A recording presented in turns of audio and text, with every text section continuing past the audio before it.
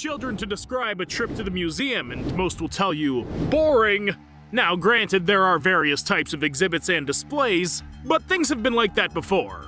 However, it just so happened that the children really took to a particular exhibit. Let's say a dinosaur skeleton, for example. Several decades ago, this is what happened to a boy from Montana. His aunt took him on a museum trip to see the exhibits. He hated these kind of excursions because they always bored him, much like the relative herself. And his aunt never bought him any ice cream as his uncle did.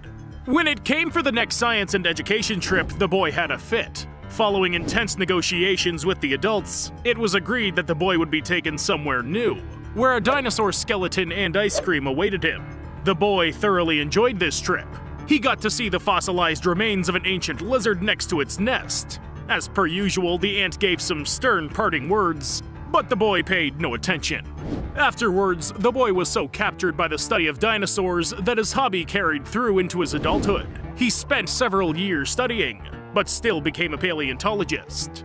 During the course of one expedition, his group uncovered the remains of a Maiasaura. The scientist was struck, which surprised his colleagues. As it turns out, he had already laid eyes on such a skeleton before, in his childhood at the museum.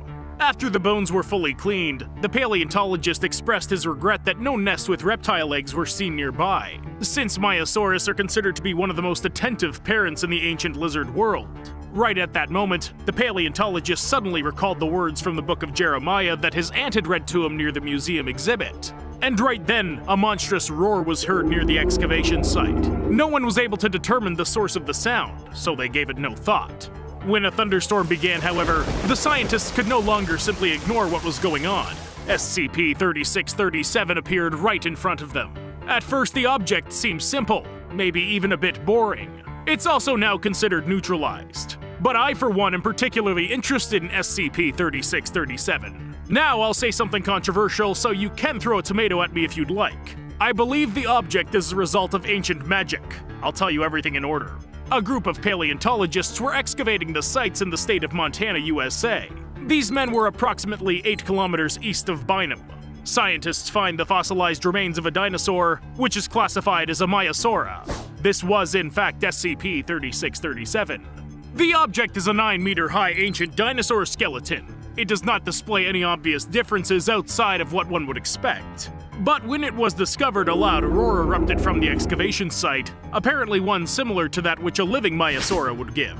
The abnormal properties of an object only appear when a thunderstorm begins over where it lives, or at least when a thundercloud passes by. This event is referred to as 3637 Rama by the Foundation. In the sky directly above the strange skeleton, the air currents intensify. The wind speeds reach upwards of 140 kilometers per hour. At a peak, a sound much like the dinosaur roar is heard again, after which salt crystals begin to be attracted to the skeleton and start to cover it from above. The radius of this effect was found to be approximately 119 meters. When the salt layer thickens to a certain degree, lightning strikes the object. This energy appears to lead to the creation of SCP-3637-1, since the skeleton itself remains unharmed by the discharge. The salt crystals then begin to stick together, and the skeleton of an adult Maiasaura is recreated on the surface of the object. It then detaches from SCP-3637 and awakens. Afterwards, the salt dinosaur SCP-3637-1 departs. The storm begins to wane, and the winds go back as they were. For a while, SCP-3637-1's behavior remained inexplicable. The entity simply wandered aimlessly, occasionally letting out a roar and digging holes in the ground. It appeared every time a thunderstorm was forming nearby, and it always behaved the same. Furthermore, the salt crystals retained their ability to dissolve in water, so by wandering around in the rain, the salt dinosaur gradually dissolved. At some point, it could no longer move, and it dissolved completely. After several instances, scientists realized that SCP-3637-1 had a purpose. When the rain was seen damaging the body of the creature, it would dig more violently and scream louder. It's also worth noting that the rain never ceased until the salt dinosaur was completely dissolved. A single instance of SCP-3637-1 has always spawned as well. The new entity did not appear until the previous one was dissolved, however. Further studying of the object, as well as observation of 3637 Rama, revealed yet another feature of the emerging entity. It has a memory. The strange dinosaur never dug in locations where it had dug before. It was also observed that it remembered and could identify individual Foundation employees. How exactly this affected the behavior of the reptile skeleton has not been reported. Scientists theorize that perhaps SCP-3637-1 is either the incarnation of the same entity, periodically taking on form, or they're actually different entities sharing a common memory. Prior to Incident 3637-A, the object was kept in an enclosure. Within a 1 kilometer radius from the location of the fossil skeleton, an 8-meter wall was erected, and along its perimeter, guards were emplaced, standing at a distance of 200 meters from one another. In the event of an attempted containment breach, SCP-3637-1 was to be fired upon with powerful water cannons. Practice runs did, however, reveal that such protective measures were, in fact, ineffective at containing the object. The paleontologists who initially discovered the anomaly were, of course, administered amnestics to wipe the memory. Nevertheless, their work was carried on by the SCP Foundation team. The same region was excavated about 11 kilometers from SCP-3637's containment area. In May 2018, researchers discovered an almost perfectly preserved Maiasaura nest, and with it, dozens of fossilized eggs. Upon discovery of the nest, a thundercloud suddenly formed over SCP-3637's containment area. Although the local weather was sunny, as described earlier, a salt dinosaur appeared. It attempted to break through the wall of the fence, but was stopped by water cannons. Then the creature suddenly drew the salt out of the soil from underneath its feet and grew to 15 meters. As it turns out, the wall and the water were useless against this monster. Once SCP-3637-1 cleared the barrier, it returned to its previous 9 meters size. The skeleton hurried in the direction of the nest. Armed groups of operatives followed immediately behind it. The paleontologists were clearly unable to fight back against the enraged SCP-3637-1, so they were ordered to evacuate the site and find shelter nearby. Nobody could have expected what would happen next. The salt Maiasaura arrived at the excavated nest, lay down next to the eggs, then buried its face in them. After that, the strange creature disintegrated. SCP-3637 was no longer active, regardless of what the weather conditions were. 1 year later, SCP-3637 was declared neutralized. Paleontologists removed the fossils from the Earth and had transferred them to the museum. This establishment is, of course, under Foundation control, existing as one with its many fronts.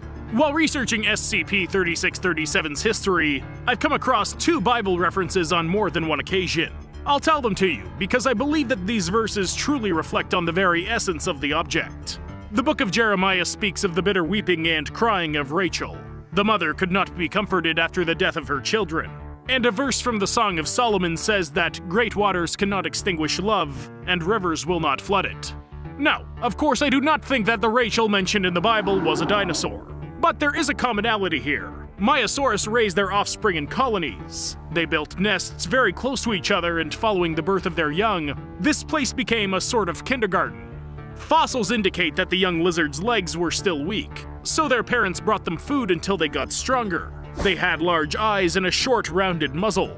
Curiously enough, it's specifically these external traits that are associated with cuteness and make parents want to take care of their offspring. So now we connect SCP-3637, scriptures, and the Maiasaurus all together.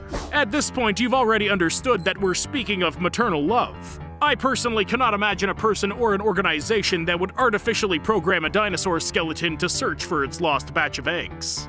As for the possibility of a dinosaur experiencing a feeling of love, I also have my doubts. But then again, every mother, be it a person or an animal, is most certainly ready to protect her children, even at the cost of her own life. This instinct is arguably the most ancient and universal across all organisms. And that's why I thought about magic. All of these abnormal objects, even those that are considered deities, were somehow created with the help of some primary force. Therefore, I believe it was this primary force that also brought into being SCP-3637.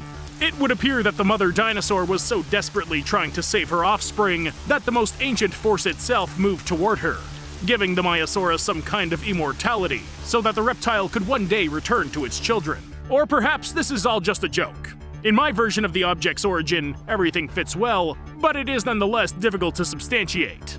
What are your thoughts on the matter? Is SCP-3637 really related to the ancient power of maternal love? Or are things actually much simpler than that? Let us know in the comments below and be sure to let your mother know you appreciate all her love and care. No, seriously, I'll be checking.